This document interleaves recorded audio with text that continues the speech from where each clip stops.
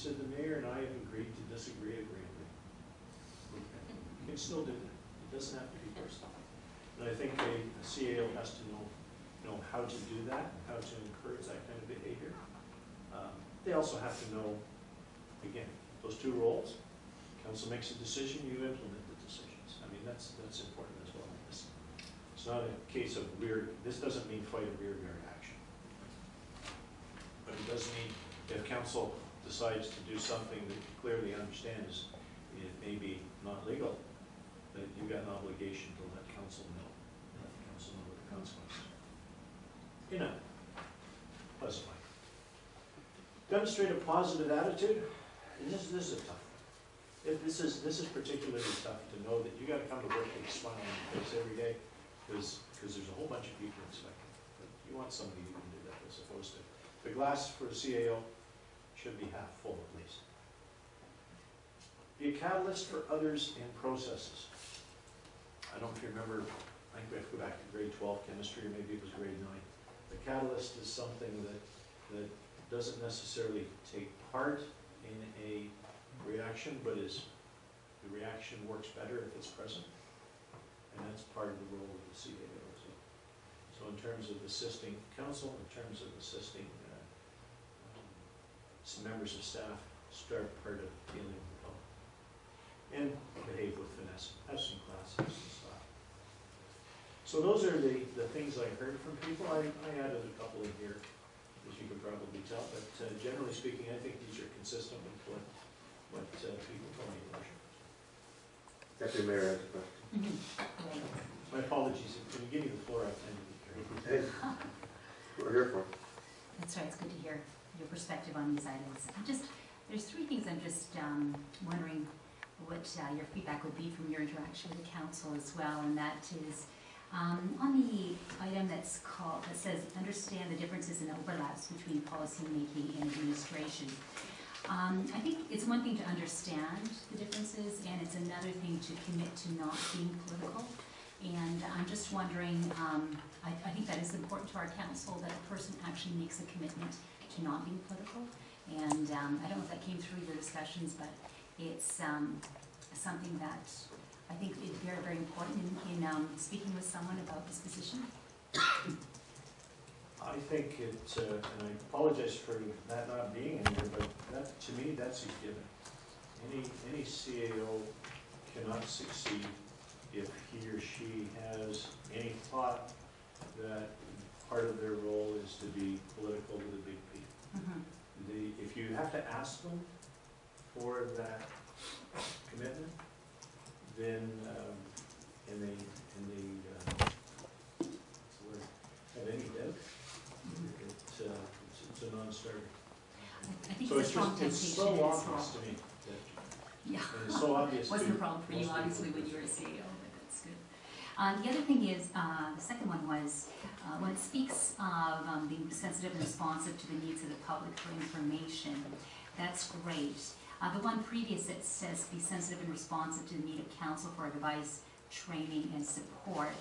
The word information isn't there, and it is a little different from those three items. And I think just a free flow of information is another thing too, which is important, I think, as well. Actually, it's incorporated, and I'm glad you raised that. It's incorporated in the sense of advice.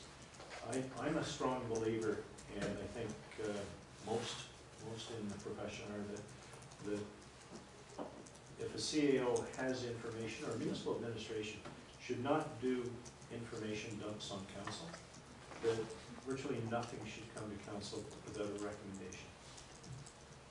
Whether it's an issue or whether it is just a piece of data, that there should be a recommendation as to what the CAO and other staff think that council should do with this information. Mm-hmm.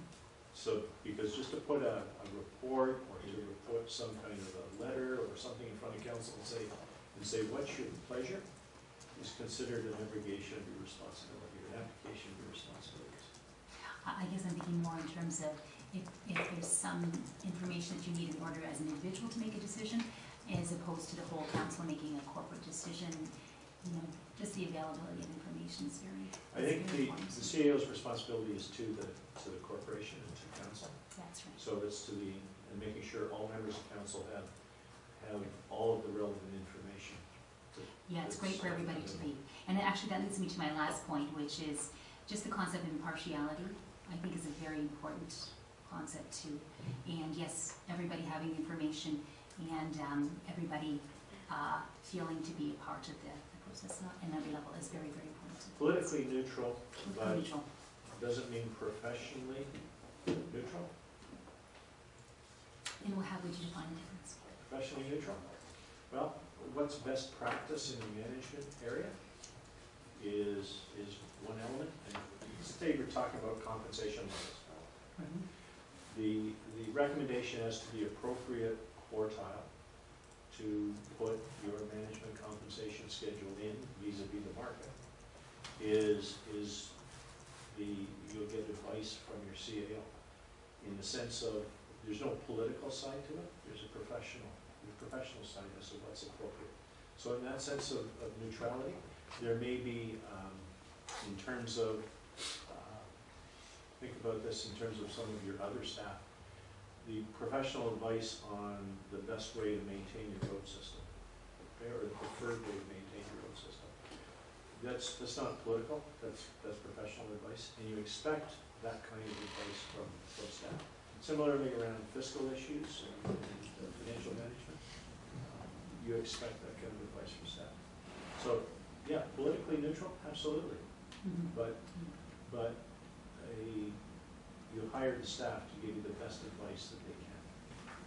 And sometimes that will be very, very clear, very definite. Mm-hmm. And it may not find favor with every member of council.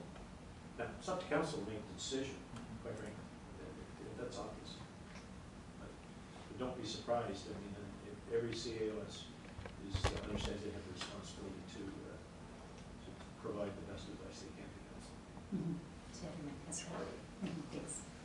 Councillor Scott? This is a great list of things. I mean, I'm sure this was in all the discussions, but in reality, it's a large landscape of what we want somebody to have. So, I mean, there are going to be people that apply that may not have some of these potentials, but they would have the potential to educate themselves, to upgrade themselves on some of the items that are here, right? So, yes, I mean, you obviously can't add 5 years' experience and go to school and get it, but you can look at this as a guideline and take a look at what the person brings to the table, because they may have some things here that we haven't hit upon that may be very applicable and very, very good professionally for Lambton Shores. So I think this is a great list, and I'm sure that you have other things, you know, that you didn't include in here that are also there. But I wouldn't want us to say, hey, if everybody on the skill list didn't have each and everything, we're not going to interview them or look at them. Actually, it's a good point, relatively few of these are skills. They're more about behaviors and personal qualities. Okay. Okay. So, which there will be skills that don't appear in this list. There also. Councillor Russell? Through you, Mr. Mayor, tonight, Nigel, thank you. This is excellent. In spirit of that point, I think it's very important to realize the difference between, and I think this would be, I would even make a motion to accept these as a way of dealing with the performance appraisals after the contract, dealing with the person, because it's a process. And when you're dealing with it, it is all the interpersonal skills, how they're doing it. These people, I think you mentioned when you were here last, that whoever comes to this job is not going to come to this job lightly, and we won't be hiring anybody who's a, you know, kind of green. So I think this is a good checkoff list for further to get the clerk later on for the process, and I think that's that ongoing, because if there's anything on this list that's missing, right, those are developable skills. Somebody of this caliber can develop a skill better, and just by being brought to the attention of, you know, and that's part of performance appraisals.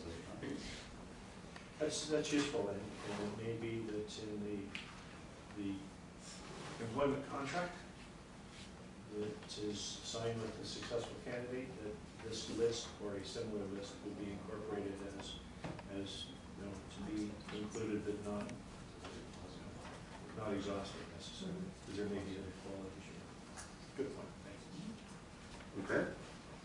So what do you need from us today, or what do we need to do? I guess we need